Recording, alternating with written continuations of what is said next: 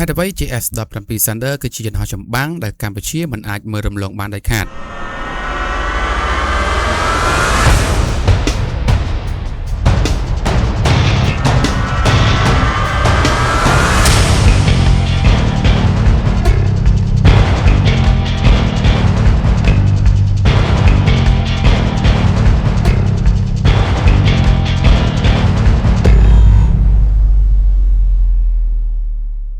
សួស្តីប្រិយមិត្តអ្នកស្ដាប់ទាំងអស់គ្នាស្វាគមន៍មកកាន់ស្រមៃ podcast សាច់ថ្មីហើយនៅក្នុងវីដេអូនេះដែរគឺជាវីដេអូ episode ទី4នៅក្នុង channel របស់ admin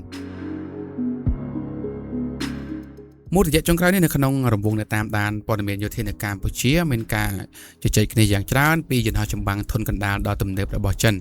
គឺ J-10C ប៉ុន្តែនៅក្នុងទស្សនវិជ្ជាជាក់ស្ដែងនៃយុទ្ធសាស្ត្រការពារជាតិក៏ដូចជាសេដ្ឋកិច្ចរបស់កម្ពុជាមានអាវុធមេឃាមួយប្រភេទទៀតដែលយើងមិនអាចមើលរំលងបាន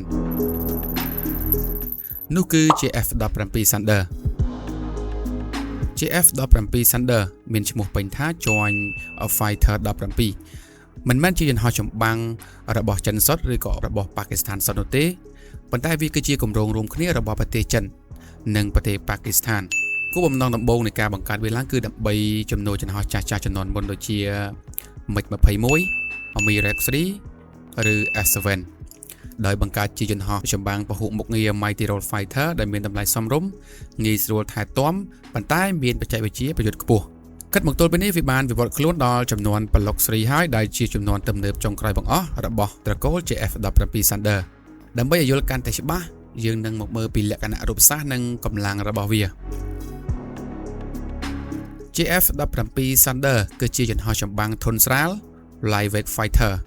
ទម្ងន់ទទេរបស់វាមានប្រហែល 6,500 គីឡូក្រាមប៉ុន្តែសមត្ថភាពផ្ទុករបស់វាពិតជាមិនធម្មតាទេវាអាចផ្ទុកទម្ងន់អតិបរមាក្រោយពេលបំពាក់អាវុធនិងចាក់សាំងរួចបានរហូតដល់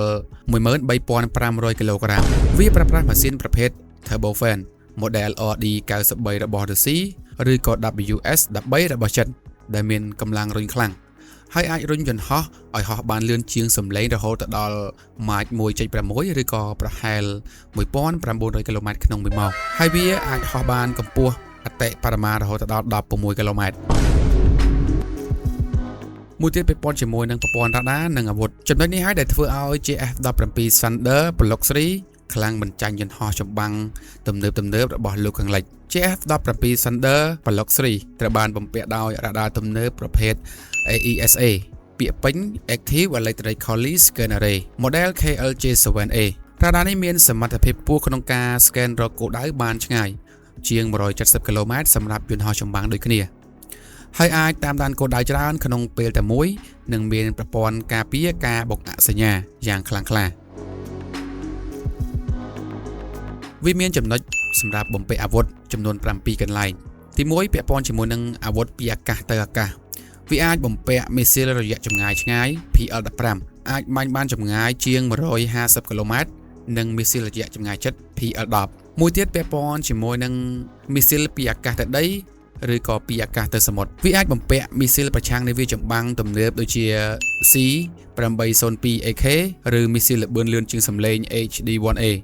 រួមទាំងក្របបែកណែនាំដោយឡាស៊ែផងដែរមួយទៀតពាក់ព័ន្ធជាមួយនឹងកាំភ្លើងយន្តវាមានកាំភ្លើងយន្តខ្នាតធំ 23 មីលីម៉ែត្រជាប់ខ្លួនស្រាប់តែម្ដង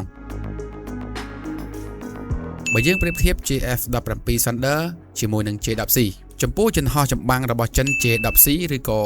Vigorous Dragon ជាយន្តហោះចម្បាំងពីធុនកណ្ដាលទៅធ្ងន់ហើយវាមានតម្លៃ 40 ទៅ 50 លានដុល្លារក្នុងមួយគ្រឿងចំពោះការប្រតិបត្តិការវាមានម៉ាស៊ីនធំស៊ីប្រេងនិងការថែទាំថ្លៃប្រព័ន្ធរ៉ាដា J-10C ប្រើប្រាស់ដោយរ៉ាដា AESA ទំនើបបាញ់មីស៊ីលប្រភេទ PL-15 និង PL-10 ចំពោះតម្រូវការរបស់កម្ពុជា J-10C វារៀងលើសពីតម្រូវការជាក់ស្ដែងជាមួយនឹងថវិកាការពារជាតិចំពោះយន្តហោះ JF-17 Thunder ប្លុក3វិញជាយន្តហោះធុនស្រាលហើយវាមានតម្លៃសមរម្យប្រហែល 25 ទៅ 35 លានដុល្លារក្នុងមួយគ្រឿងចំពោះការចំណាយប្រតិបត្តិការវាមានការចំណាយទាបសន្សំសំចៃហើយមានភាពងាយស្រួលក្នុងការប្រតិបត្តិការ JF-17 Thunder មានរ៉ាដាទំនើបដូចនឹង J-10C ដែរវាប្រើរ៉ាដា AESA ដូចគ្នាហើយអាចបាញ់មីស៊ីលប្រភេទ PL-15 និង PL-10 ដូចគ្នា បាននិយាយពីតម្រូវការចំពោះ JF-17 Thunder ជាមួយនឹងកម្ពុជាគឺពិតជាល្អឥតខ្ចោះទាំងតម្លៃនិងភារកិច្ចហេតុផលយុទ្ធសាស្ត្រ3យ៉ាងដែលធ្វើឲ្យ JS-17 Thunder ឈ្នះដាច់សម្រាប់កម្ពុជាទី1ពាក់ព័ន្ធជាមួយនឹងទំហំសេដ្ឋកិច្ចក៏ដូចជាបរិមាណកញ្ចប់ថវិកាការពារជាតិរបស់កម្ពុជាមានកម្រិតបើសិនបើយើងទិញ J10C យើងប្រហែលជាទិញបានពី4ទៅ6គ្រឿងប៉ុណ្ណោះប៉ុន្តែបើយើងបង្វែរមកទិញ JF-17 Thunder វិញក្នុងទឹកប្រាក់ដដែលយើងអាចបង្កើតបានជាកងវីរៈសេនាតូចយន្តហោះចម្បាំងមួយដល់ពេញលេញពី12ទៅ16គ្រឿងនៅក្នុងសមរភូមិពិតយន្តហោះចំនួនច្រើនជាងតែងតែមានប្រៀបជាងយន្តហោះចំនួនតិចចំណុចទី2ពាក់ព័ន្ធជាមួយនឹងបច្ចេកវិទ្យាទោះបីជា J10C មានកម្លាំងម៉ាស៊ីនខ្លាំងនិងហោះបានឆ្ងាយជាងក៏ពិតមែនប៉ុន្តែបើនិយាយពីប្រព័ន្ធរ៉ាដានិងមីស៊ីលប្រភេទ PL-15 និង PL-10 គឺ JF-17 Block 3ទទួលបានបច្ចេកវិទ្យានេះដូចគ្នាបេះបិទនេះមានន័យថាកម្ពុជាអាចទទួលបានសមត្ថភាពវាយប្រហារកម្រិតខ្ពស់ដូចនឹង J10C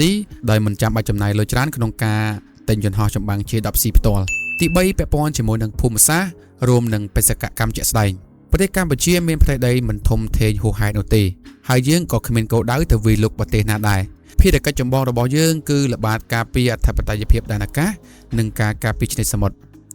JF-17 Thunder មានភាពរហ័សរហួនហោះឡើងបានលឿននិងអាចផ្ទុកមីស៊ីលប្រឆាំងនាវាចម្បាំងដូចជា C-802AK គឺវាគ្រប់គ្រាន់នឹងឆ្លើយតបបានយ៉ាងល្អឥតខ្ចោះទៅនឹងភូមិសាស្ត្ររបស់កម្ពុជាប្រិយមិត្តទាំងអស់គ្នា J10C ពិតជាយន្តហោះចម្បាំងដ៏អស្ចារ្យដែលមិនអាចប្រកែកបានប៉ុន្តែសម្រាប់កម្ពុជាយើងត្រូវលេងយុទ្ធសាស្ត្រប្រកបនិយមនិងឆ្លាតវៃយើងត្រូវការអាវុធដៃទំនើបយុទ្ធធម៌សម្រាប់ថវិកាការពារជាតិនិងងាយស្រួលថែទាំក្នុងរយៈពេលវែងហេតុផលទាំងនេះហើយទើបយើងអាចសន្និដ្ឋានបានថា JF-17 Thunder គឺជាយន្តហោះចម្បាំងដែលកម្ពុជាមិនអាចមើលរំលងបានដាច់ខាតវាគឺជាជម្រើសសមាមាត្រសម្រាប់មេឃកម្ពុជានៅក្នុងយុគសម័យនេះចាស់ប្រិយមិត្តទាំងអស់គ្នាវិញយល់យ៉ាងណាដែរបើពេញចិត្តនឹងការវិភាគស៊ីជម្រៅបែបនេះកុំភ្លេចចុច like share និង subscribe Channel របស់យើងម្នាក់មួយផងជួបគ្នានៅអេពីសូតក្រោយៗជាបន្តសូមអរគុណសូមជម្រាបលា